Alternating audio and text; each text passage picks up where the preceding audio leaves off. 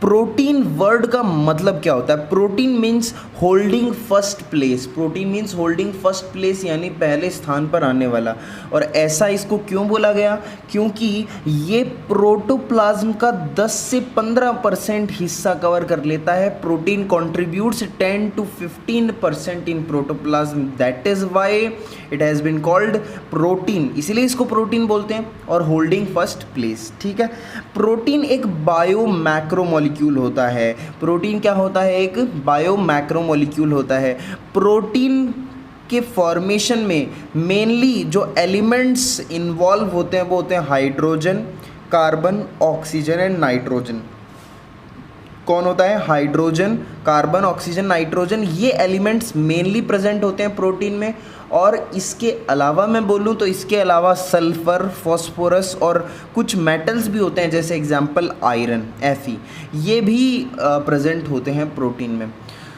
Protein जो है, अगर इसको हम एक शब्द में एक्सप्लेन करना चाहें, एक शब्द में इसकी डेफिनेशन बोलना चाहें, तो हम बोल देंगे कि ये एक हेटेरोपॉलीपेप्टाइड है। क्या है? ये एक हेटेरोपॉलीपेप्टाइड है। तो इतने सारे शब्द हैं, इनका अलग अलग मीनिंग देखो। हिट्रो मतलब डिफरेंट, हिट्रो मतलब different, poly means many, peptide एक टाइप का बॉन्ड होता है, पेप्टाइड एक टाइप का बॉन्ड होता है। सो डिफरेंट, मैनी और बॉन्ड। डिफरेंट क्या है? देखो, ये जो प्रोटीन होते हैं ये बहुत सारी डिफरेंट मोनोमर से मिलकर बनते हैं। देखो, प्रोटीन है ये एक पॉलीमर है, ठीक है, और पॉलीमर बहुत सारी मोनोमर यूनिट से मिलकर बनते हैं। अब ये मोनोमर यूनिट्स डिफरेंट होती हैं, इसीलिए इसको हिट्रो बोला गया है। पहले ये मोनोमर यूनिट्स अलग अलग होती हैं, ठीक है, और पॉली यानी बहुत सारी मोनोमर यूनिट से मिलकर के उनके जो मोनोमर यूनिट्स होते हैं उनके बीच में जब पेप्टाइड बॉन्ड बन जाता है तब उसको प्रोटीन बोलते हैं।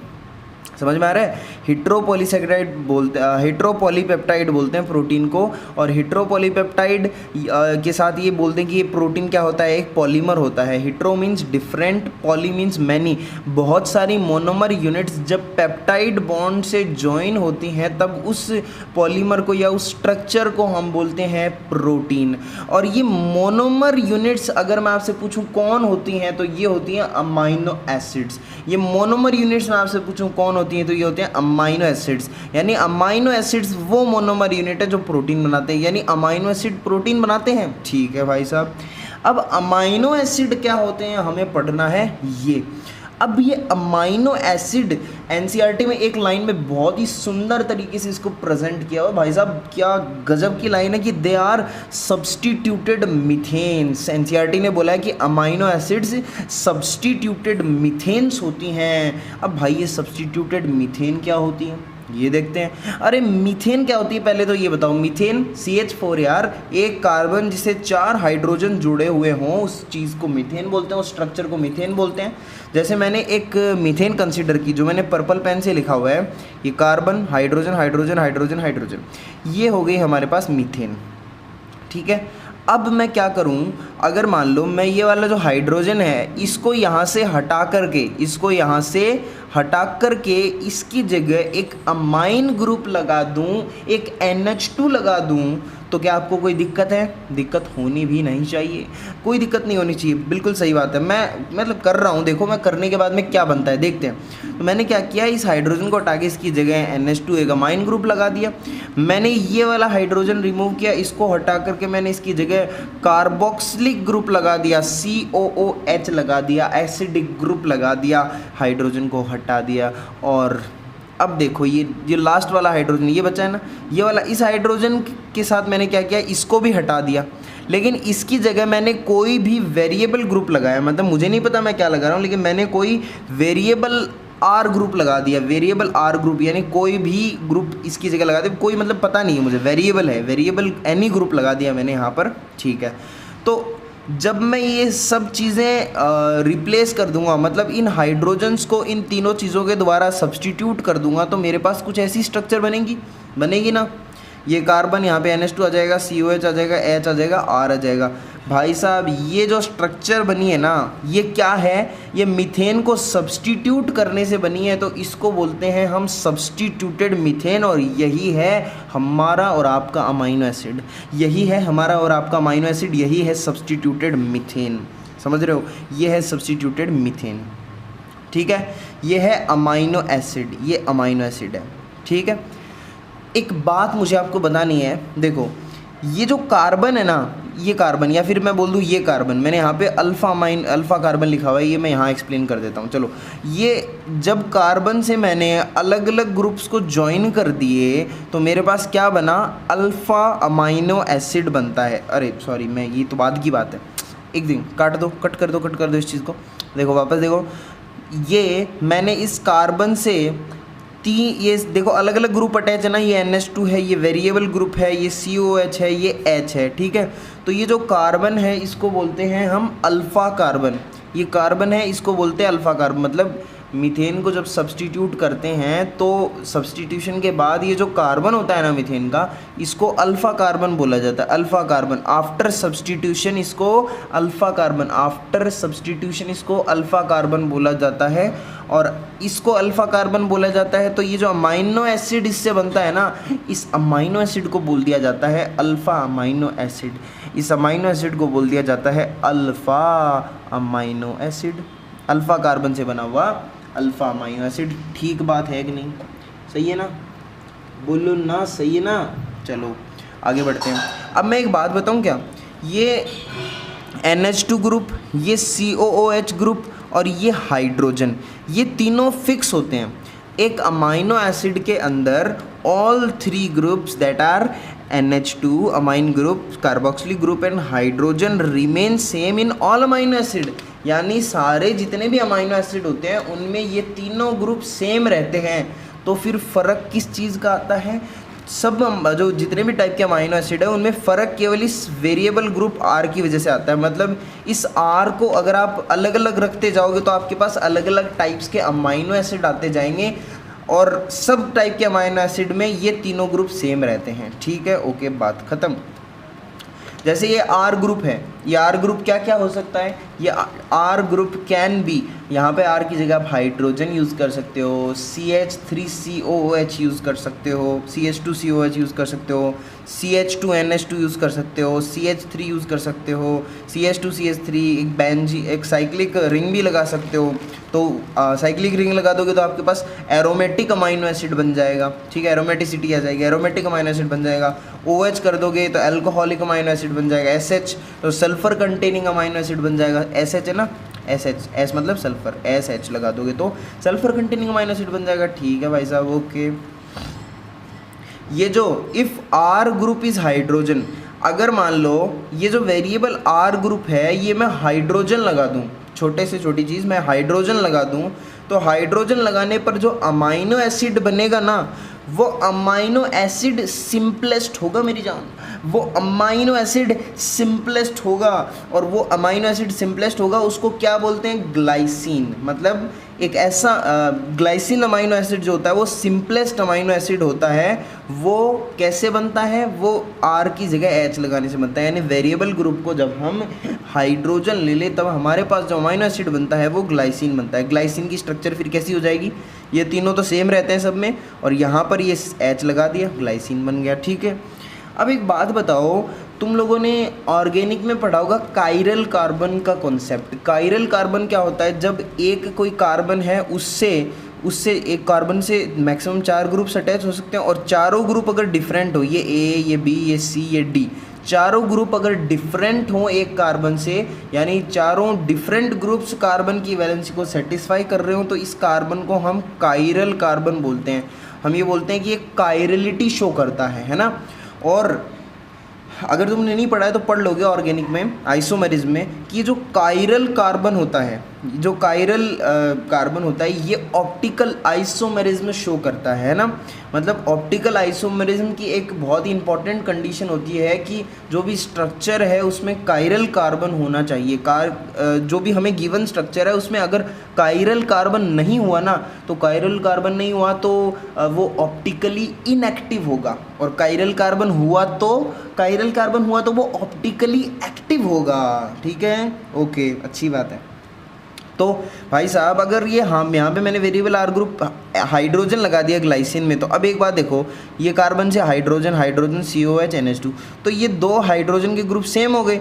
अब सेम हो गए तो ये क्या हो गया, कार्बन ये ए कायरल हो गया, यानी ये कार्बन अब कायरल नहीं है, कायरल कार्बन एब्सेंट है ग्लाइसिन में, और कायरल कार्बन एब्सेंट है तो उस केस में ये कैसी होगी, ऑप्टिकली इनएक्टिव होगी। ऑप्टिकली क्या होगी, इनएक्टिव होगी, समझ रहे हो? ओके, तो मतलब ग्लाइसिन क्या होती है, ये ऑप्टिकल आइसोमेरिज्म शो नहीं करती, ये ऑप्टिकली इनएक्टिव होती है। ओके, बात ख़त्म। अच्छा, अगली बात ये है कि all amino acid are optically active due to presence of chiral carbon.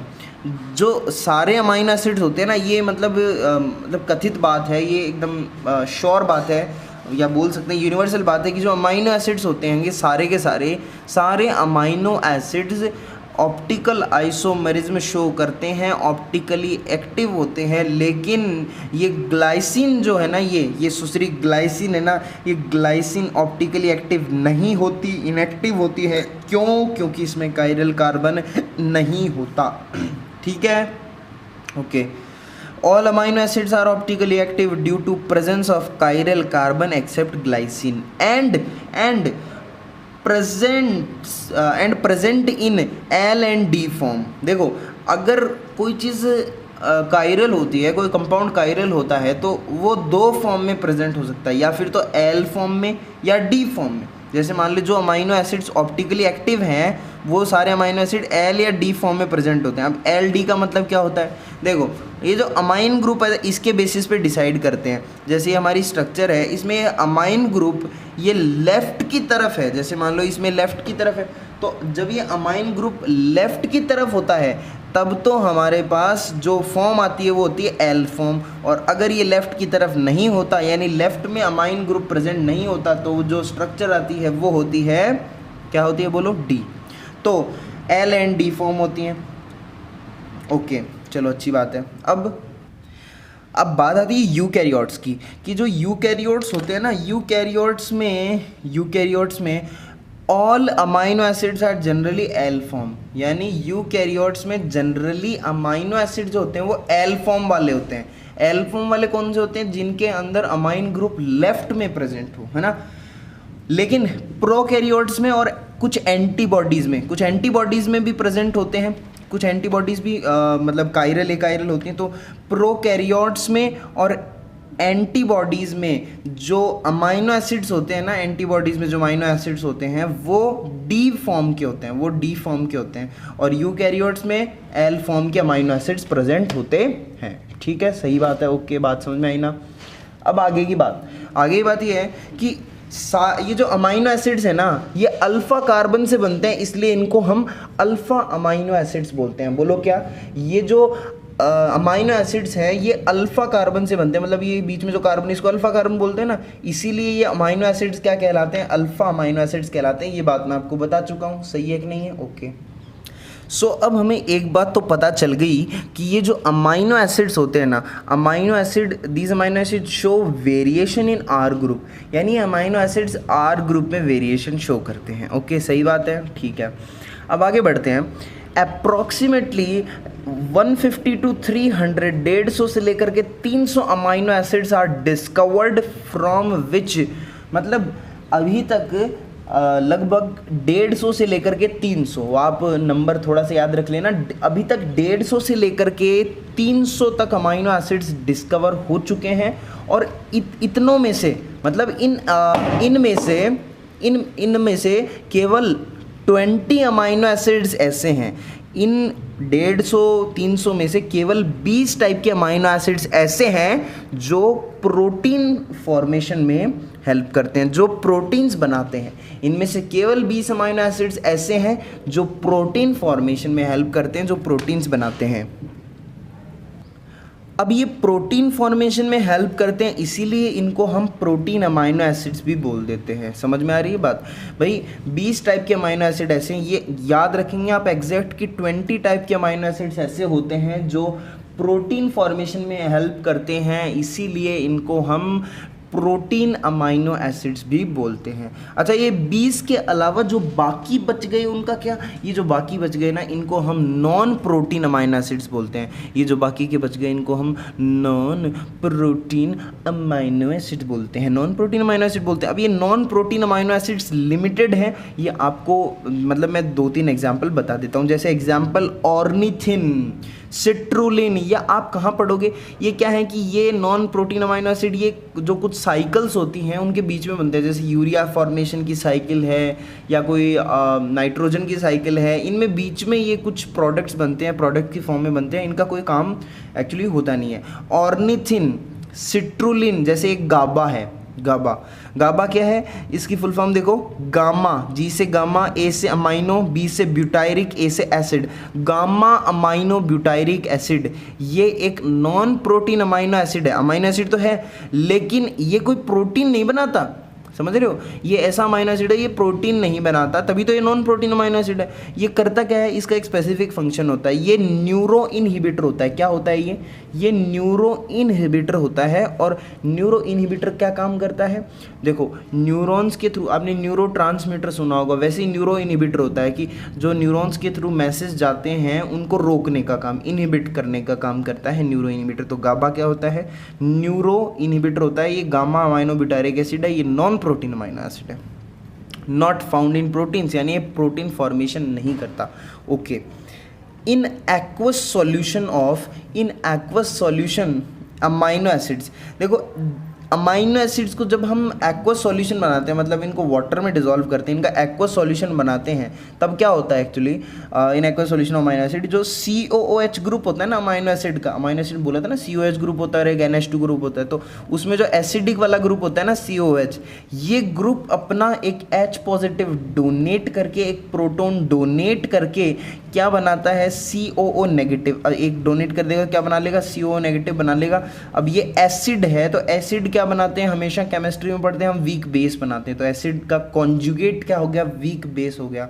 और जो NH2 है ये बेस है, ये क्या करेगा? ये एक H पॉजिटिव ले लेगा और H पॉजिटिव लेने के बाद में ये NH3 पॉजिटिव बनाएगा, एक वीक एसिड। बेस का कॉन्जुगेट एक वीक एसिड बना लेगा, ठीक है? तो कुल मिलाकर के अमाइनो एसिड के COH के साथ तो ये हुआ एक्वस सॉल्यूशन में, और NH2 ग्रुप के साथ, अमाइन ग्रुप के साथ ये हुआ एक्वस सॉल्यूशन में, ठीक है? तो अगर हम इसको स्ट्रक्चर में रिप्रेजेंट करें कि जो अमाइनो एसिड की स्ट्रक्चर है उसमें क्या चेंज हुआ, जैसे ये अपने पास अमाइनो एसिड की स्ट्रक्चर हो गई तो अमाइनो एसिड की स्ट्रक्चर में एक्वस सॉल्यूशन में क्या हुआ? NH3 पॉजिटिव बन गया और COO नेगेटिव बन गया एक्वस सॉल्यूशन में। ये R ग्रुप है, ये हाइड्रोजन है, ठीक है? अब यहाँ से हमें पता चल रहा है कि ये तो वीक बेस है, ये एसिड है, ये एसिड है, ये बेस है, ठीक है? तो हमें यहाँ से पता चल रहा है कि जो अमाइनो एसिड होते हैं वो एम्फोटेरिक मॉलिक्यूल्स होते हैं। एम्फोटेरिक कौन होता है? जो एसिड प्लस बेसिक दोनों प्रॉपर्टी शो करता है। तो amino acids are amphoteric molecules, ठीक है? अब एक पॉइंट आता है कि pH point at which net charge on amino acid is 0, मतलब ऐसा pH का पॉइंट जहां पर ये जो अमाइनो एसिड दिख रहा है इस पर नेट चार्ज 0 हो जाएगा, मतलब जितना पॉजिटिव होगा उतना ही नेगेटिव होगा, नेट चार्ज 0 हो जाएगा।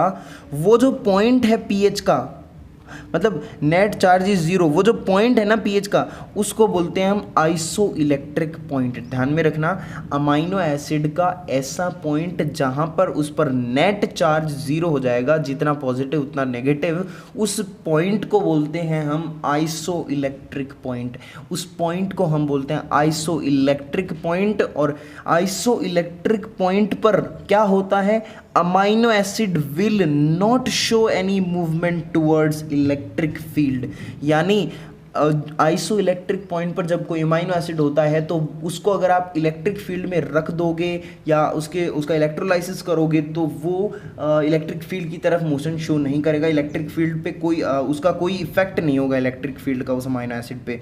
सो at isoelectric point there will be no effect on amino acid will not show any movement towards electric field path. खत्म, ठीक है। अगला पॉइंट है हमारे पास कि amino acid means amino acid are zwitterion in aqueous solution, यानी aqueous solution में अमाइनो एसिड ज़ुबिटर आयन की फॉर्म में प्रेजेंट होते हैं। ये ज़ुबिटर आयन क्या होता है? देखो जैसे ये देखो, अमाइनो एसिड एक्वस सॉल्यूशन में ये बनाते हैं, तो ये बनाते हैं, तो इसका मतलब ये देखो यहाँ पर पॉजिटिव भी है और नेगेटिव भी है। एक ऐसा मॉलिक्यूल, एक ऐसा कंपाउंड जिसमें पॉजिटिव चार्ज और नेगेटिव चार्ज दोनों साथ में प्रेजेंट हो उसको हम ज़ुबिटर आयन बोलते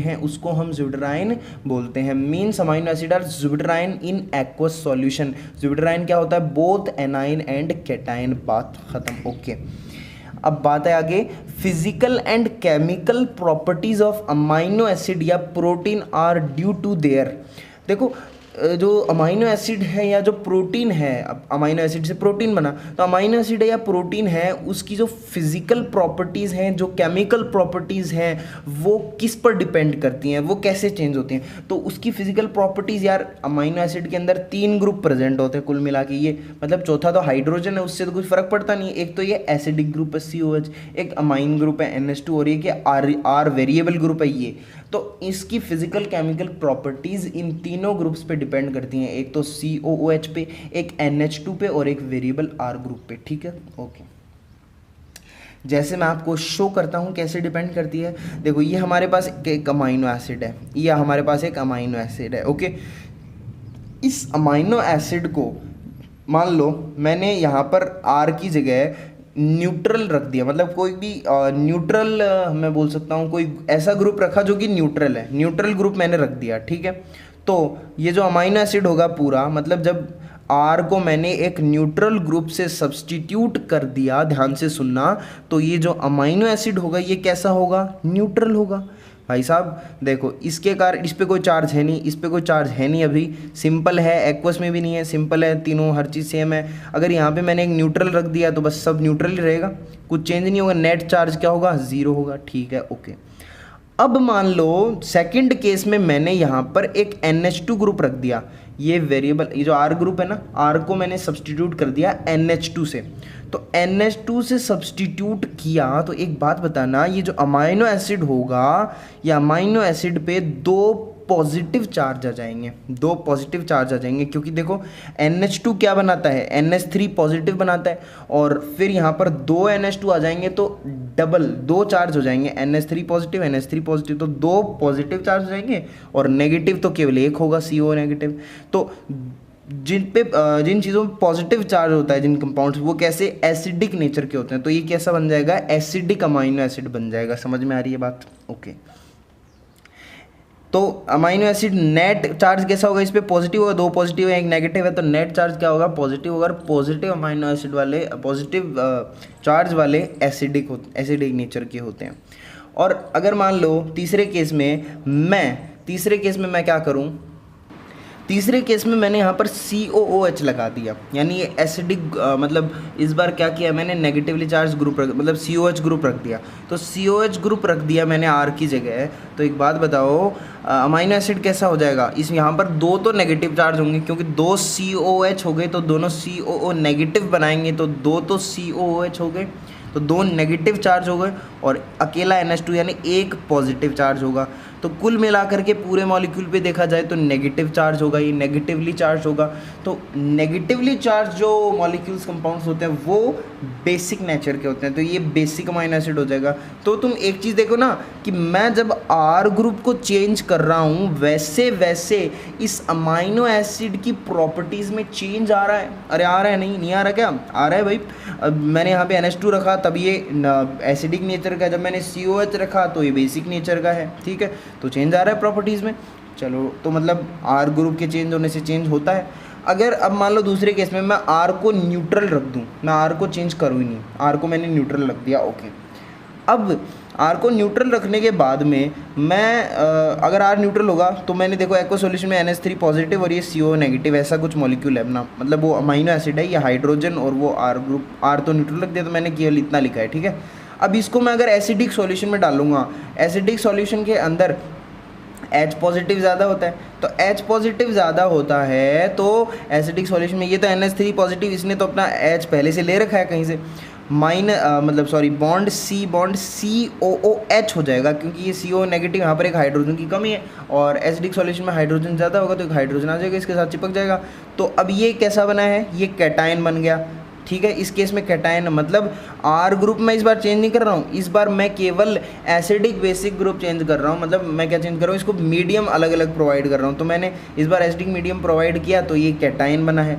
और अगर मान लो यहाँ पर ही मैं इस आर को न्यूट्रल रख रहा हूँ और फिर मैंने क्या चेंज किया, इस बार इसको बेसिक एनवायरनमेंट में रख दिया, बेसिक मैंने क्या कर दिया, इसको बेसिक सॉल्यूशन में रख दिया, तो इस केस में क्या होगा, NH2, इस बेसिक सॉल्यूशन में H की कमी होती है, OH ज़्यादा होते हैं, तो OH ज़्यादा होते हैं, H की कमी होती है, तो ये NH3 पॉजिटिव अपना एक H दे देगा, NH2 में कन्वर्ट हो जाएगा और ये CO नेगेटिव ऐसा कैसे रहेगा, तो इस बार एनायन बना है। तो यहाँ कैटायन है, यहाँ एनायन है, तो कैटायन एनायन भी अलग अलग होते हैं प्रॉपर्टीज़ में। तो हमें यहाँ से ये पता चलता है कि जो ये तीनों ग्रुप्स हैं COOH NH, देखो यहाँ पर ये अलग फंक्शन कर रहा है एसिडिक ग्रुप में NH3, यहाँ पर बेसिक में अलग फंक्शन कर रहा है NH3 COOH, सब मतलब हमें यहाँ से ये पता चल रहा है कि जो फिजिकल, एक्चुअली बात सही है कि physical chemical properties amino acid की NH3 ग्रुप पर, सॉरी NH2 ग्रुप पर, COH पर और R ग्रुप पर डिपेंड करती हैं। बात सही है कि नहीं है? ओके।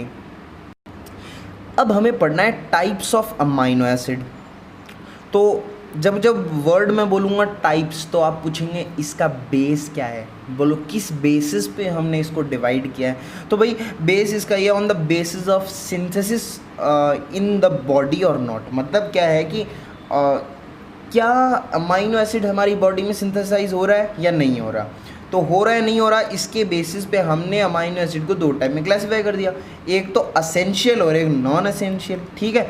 ये जो असेंशियल अमाइनो एसिड्स होते हैं ना, ये असेंशियल अमाइनो एसिड हमारी बॉडी में सिंथेसाइज नहीं होते, इनको हमें बाहर से फूड सप्लीमेंट के थ्रू लेना पड़ता है, फूड से हमें प्राप्त होते हैं, फूड से हमें मतलब बाहर से लेना पड़ता है, इनको हमारी बॉडी में सिंथेसाइज नहीं होते। नॉन असेंशियल अमाइनो एसिड हमारी बॉडी में सिंथेसाइज हो जाते हैं, इसलिए बॉडी बाहर से लेने की कोई आवश्यकता होती नहीं है, ठीक है।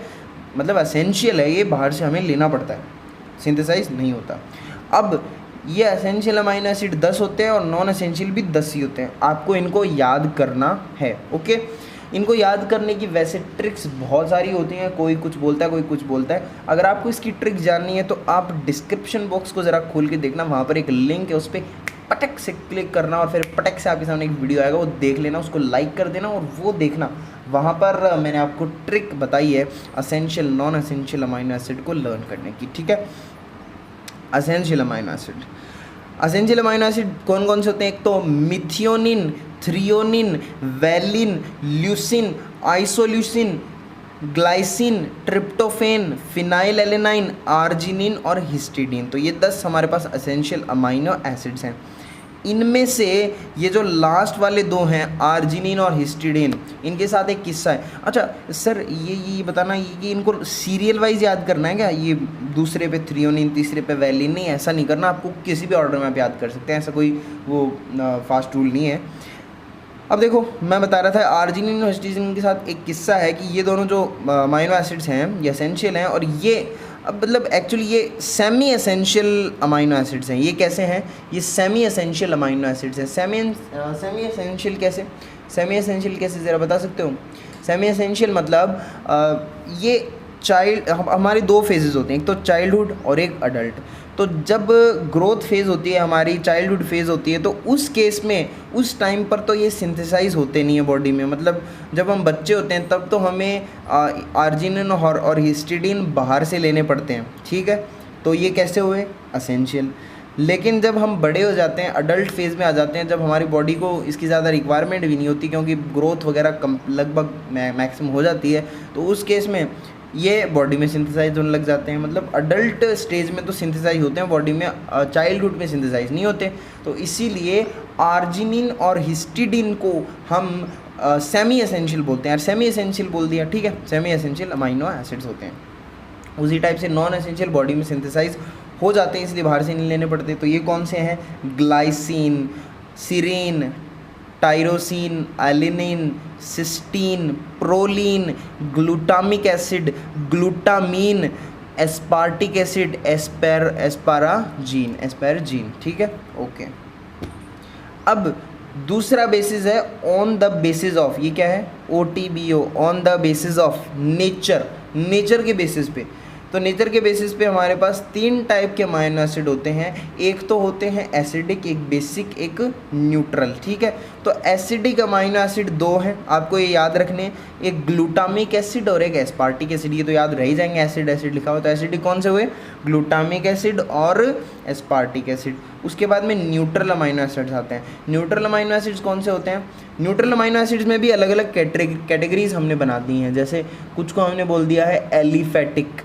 एलिफेटिक मतलब जिसके अंदर आर ग्रुप प्रेजेंट है। कुछ एलिफेटिक है, जैसे मतलब जो वेरिएबल आर ग्रुप है वो अगर हम एलिफेटिक लगा देंगे, अगर एरोमेटिक लगा देंगे तो एरोमेटिक अमाइनो एसिड बन जाएगा। तो एलिफेटिक न्यूट्रल अमाइनो एसिड्स कौन से होते हैं?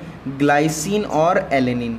जैसे ग्लाइसिन में अपन वेरिएबल आर ग्रुप की जगह हाइड्रोजन रखते हैं और एलेनिन में CH3 रखते हैं, okay. Aromatic tyrosine, phenyl alanine. Aromatic कौन से? टायरोसिन और फिनाइल एलेनाइन। और अल्कोहलिक जिसमें OH लगा दें, तो अल्कोहलिक के एग्जाम्पल आपको याद रखने, सीरीन और थ्रियोनिन, सीरीन और थ्रियोनिन। और sulphur containing amino acid, sulphur containing amino acid 2 होते हैं। एक तो होता है मिथियोनिन और एक होता है सिस्टीन। एक होता है मिथियोनिन और एक होता है सिस्टीन। और फिर हिट्रोसाइक्लिक कौन से होते हैं? एक प्रोलीन होता है, बस आपको ये याद करना है, ठीक है। मेनली इसमें इंपॉर्टेंट है जो मैंने रेड पेन से टिक कर रखे हैं, ये वाले ज़्यादा इंपॉर्टेंट है, ओके। अब बेसिक अमाइनो एसिड भी 3 कैटेगरीज में कर रखे हैं, कुछ एलिफेटिक, कुछ एरोमेटिक, कुछ हिट्रोसाइक्लिक। एलिफेटिक आर्जिनिन और लाइसिन होते हैं, एलिफेटिक आर्जिनिन और लाइसिन होते हैं। एरोमेटिक ट्रिप्टोफेन और हिट्रोसाइक्लिक हिस्टिडीन, ओके भाई साहब, सही है, इनको याद करना है अच्छे से। अच्छा, तुम बोलोगे कि याद करने की क्या ज़रूरत है, हम ऐसे काम नहीं निकाल सकते क्या? ऐसे काम नहीं निकलेगा। मान लो ऐसे क्वेश्चन आ सकता है कि नीट पे क्वेश्चन आ गया कि विच of the following amino acid is not essential amino acid. मतलब ऐसे पूछ ले कि 4 ऑप्शन दे देगा, पूछ लेगा इन चारों अमाइनो एसिड में से कौन सा नॉन असेंशियल है। तो पहले तो तुम्हें ये पता होना चाहिए कि कौन सा असेंशियल है, कौन सा नॉन असेंशियल है। तो ये आपको ये याद करने ही पड़ेंगे। और यहाँ पर भी यही पूछा जा सकता है, which of the following is aromatic amino acid. तो aromatic amino acid, aromatic neutral amino acid पूछेगा तो तुम क्या बताओगे? वहाँ पर क्या बताओगे? टायरोसिन और फिनाइल एलानाइन में से सोचोगे कौन सा ऑप्शन दे रखा है। और एरोमेटिक बेसिक बोले तो ट्रिप्टोफेन। तो इसलिए आपको ये एग्जाम्पल्स याद होने चाहिए एकदम अच्छे से। Tricks, another video for tricks बोल दिया मैंने, ओके। अब अमाइनो एसिड तो पढ़ चुके हैं, और अमाइनो एसिड मिलकर के क्या बनाते हैं? वो बनाते हैं प्रोटीन। तो प्रोटीन कैसे बनता है? जब बहुत सारे अमाइनो एसिड पेप्टाइड बॉन्ड से ज्वाइन होते हैं तब एक जाके प्रोटीन बनता है। तो अब हमें पढ़ना पड़ेगा फॉर्मेशन ऑफ पेप्टाइड बॉन्ड, कि पेप्टाइड बॉन्ड कैसे बनता है, ठीक है। Peptide bond formation of peptide bond takes place at larger sub unit of ribosome. जो राइबोसोम की लार्जर सब यूनिट होती है वहाँ पर पेप्टाइड बॉन्ड का सिंथेसिस होता है। और ये कैसे होता है ये हम फर्दर इस चैप्टर के अंदर जो अपन मॉलिक्यूलर बेसिस ऑफ इनहेरिटेंस का पार्ट आएगा उसमें पढ़ेंगे। तो it takes place at larger sub unit of ribosome. और इसके लिए एक एंजाइम रिस्पॉन्सिबल होता है, याद रखना पड़ेगा। एंजाइम रिस्पॉन्सिबल होता है कौन सा? Peptidyl transferase. पेप्टाइडल ट्रांसफेरेज ये एंजाइम है, पेप्टाइडल ट्रांसफेरेज। अच्छा, पेप्टाइडल ट्रांसफेरेज एक 28S RNA है। अच्छा, 28S, ये क्या बता रहा है तू? ऐसे मत सोचना ये क्या बता रहा है, ये हमारे सिलेबस में ऐसे मत सोचना। जब हम ये पढ़ेंगे एक्चुअली फॉर्मेशन ऑफ प्रोटीन वगैरह, ट्रांसलेशन, ट्रांसक्रिप्शन, तब आपको ये देखने को मिलेगा। तो अब आप बस लिख सकते हैं नोट्स में, याद कर सकते हैं। जब उस टाइम पे मैं बोलूँ तो आप समझ लेना कि हाँ यहाँ बताया था। तो पेप्टाइडल ट्रांसफेरेज एक 28S rRNA है ना, ये एक rRNA है और ये एक rRNA होकर के एक एंजाइम की तरह बिहेव कर रहा है, एक एंजाइम है, एक rRNA है, तो इसलिए इसको बोलते हैं राइबोजाइम, इसलिए इसको बोलते हैं राइबोजाइम, समझ रहे हो, इसको बोलते हैं राइबोजाइम। अब ये जो फॉर्मेशन ऑफ पेप्टाइड बॉन्ड है ना, it is an example of dehydration synthesis. Formation of peptide bond is an example of dehydration synthesis. Formation of peptide bond is an example of dehydration synthesis. Okay, अच्छा जैसे मान लो ये मैंने एक amino acid लिख दिया NH2C, ऊपर R नीचे H और इधर COOH है ना, इसको थोड़ा खोल दिया मैंने, C डबल बॉन्ड OH लिख दिया, ठीक है।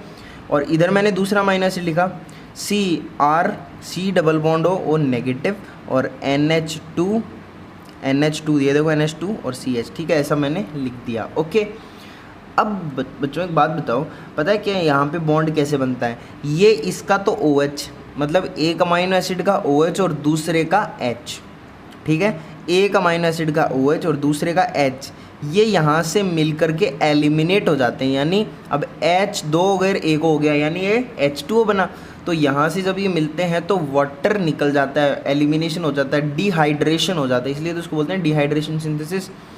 मतलब वाटर यहाँ से एलिमिनेट हो जाता है और उसके बाद में कुछ ऐसी स्ट्रक्चर बनती है, देखो यहाँ से डबल बॉन्ड हो, ये इधर है ही, ऐसा कैसे, ये इसको जूम करके दिखा रहा हूँ इतने पार्ट को जहाँ पे बॉन्ड फॉर्मेशन होगा, तो यहाँ से ये देखो C double bond O bond, फिर उसके बाद में बॉन्ड बन गया, ये वाटर तो निकल गया यहाँ से, फिर इधर क्या आएगा N और H, मतलब ये वाटर निकाल के बाकी यहाँ पर क्या एक बॉन्ड बना दो। और फिर इस टाइप के हम बहुत सारे बॉन्ड्स बनाते जाते हैं बहुत सारे अमाइनो एसिड्स के बीच में, ये देखो होल N कर दें तो हमारे पास एक पॉलीपेप्टाइड का सिंथेसिस हो जाता है, या मैं बोलूँ एक प्रोटीन का सिंथेसिस हो जाता है, एक प्रोटीन बन जाता है, ठीक है। कुछ ऐसी सी स्ट्रक्चर होती है कि देखो बहुत सारे अमाइनो एसिड हैं, गोले क्या हैं, ये अमाइनो एसिड है, ए अमाइनो एसिड 1 2 3 4 5 ऐसे करके 5 अमाइनो एसिड मैंने शो किए हैं। तो ये क्या है, एक पॉलीपेप्टाइड चेन है, ये पॉलीपेप्टाइड है, या मैं बोल दूँ ये क्या है, प्रोटीन है, ठीक है। अब एक बहुत ही ज़रूरी बात है जो मुझे आपको बतानी है, वो है कि जैसे ये अमाइनो एसिड 1 है, इसके इधर यहाँ तो कोई बॉन्ड नहीं बनेगा, कहीं तो अंत होगा, कहीं तो अंत होगा प्रोटीन फॉर्मेशन का। तो जैसे मान लो यहाँ से चालू हुआ है, इधर तो ये जो मतलब जैसे मान लो ये इधर बॉन्ड बना तो इधर तो कुछ नहीं हुआ, ये तो ये एंड तो क्या है, खाली है, ये एंड क्या है, खाली है। तो ये NH2 एक हाइड्रोजन लेकर के NH3 पॉजिटिव में कन्वर्ट हो जाता है, और NH3 पॉजिटिव ये लेफ्ट एंड होता है, इसको हम बोलते हैं एन टर्मिनल, समझ रहे हो, यानी जो प्रोटीन होता है इसका लेफ्ट एंड होता है जो NH3 पॉजिटिव यानी पॉजिटिव लेफ्ट एंड होता है, इसको बोलते हैं एन टर्मिनल, इसको एन टर्माइन या एन टर्मिनल बोलते हैं, ठीक है। और उसी तरीके से जैसे मान लो यहाँ पे ये है, ये 2 अमाइनो एसिड शो किए हैं, तो मैंने मान लो इनके बीच में बॉन्ड बन गया, अभी इधर वाला CO ग्रुप है ये खाली रह गया, ये खाली रह गया, तो मतलब कहीं तो एंड आएगा अमाइनो, मतलब बहुत सारे अमाइनो एसिड जुड़ जाएंगे, तो कहीं एक लास्ट अमाइनो एसिड बचेगा जिसका ये वाला ग्रुप यूज़ नहीं होगा बॉन्ड फॉर्मेशन में, तो CO नेगेटिव बच जाएगा यहाँ पे, और ये बच गया, ये वाला जो राइट एंड है इसको बोलते हैं C टर्मिनल, उसको बोलते हैं एन टर्मिनल, इसको बोलते हैं C टर्मिनल या टर्माइन आप बोल सकते हैं, ठीक है। ओके, ये पॉलीपेप्टाइड या प्रोटीन चेन है, ठीक है। कई बार आपसे क्वेश्चन पूछ लिया जाता है कि there are 150 amino acids which are participating in protein formation, then tell the number of bonds, peptide bond, मतलब ऐसे बताओ कि इस स्ट्रक्चर में कितने पेप्टाइड बॉन्ड होंगे जिसमें 150 अमाइनो एसिड पार्टिसिपेट कर रहे हैं, ठीक है। तो अब एक बात देखो, जैसे एग्जांपल मैं इसका छोटा सा एग्जांपल ले लेता हूँ कि हमारे पास ये 2 अमाइनो एसिड है, तो ये 2 अमाइनो एसिड पार्टिसिपेट कर रहे हैं, तो 2 अमाइनो एसिड के पार्टिसिपेट करने से एक बॉन्ड बन रहा है, ठीक है। अगर मान लो यहाँ पे 3 अमाइनो एसिड होते हैं तो 1 2 3, तो एक बॉन्ड तो ये हो गया, एक बॉन्ड ये हो गया, यानी 3 अमाइनो एसिड होते तो पेप्टाइड बॉन्ड कितने होते हैं, 2, एक यहाँ होता है एक यहाँ होता, तो उसी टाइप से 150 अमाइनो एसिड तो बॉन्ड कितने होंगे, एक कम कर दो, तो number of peptide bond is equals to n-1, n are the number of amino acid participating in protein formation. तो ये भाई साहब हमने ख़त्म कर लिया, हमने पढ़ लिया प्रोटीन का, नहीं अमाइनो एसिड का एक हिस्सा पढ़ लिया। तो इस वीडियो के लिए इतना काफ़ी है, अगले वीडियो में मैं आपको पढ़ाऊँगा टाइप ऑफ प्रोटीन्स हम पढ़ेंगे, ठीक है। Okay, so take care. Bye bye, see you in the next video. अगला वीडियो देखना ना भूलिएगा, लिंक मैं आपको डिस्क्रिप्शन में दे दूंगा, कोशिश करूँगा। So take care, bye bye, व्यस्त रहो, मस्त रहो, स्वस्थ रहो, एन्जॉय टुडे, कल होना हो।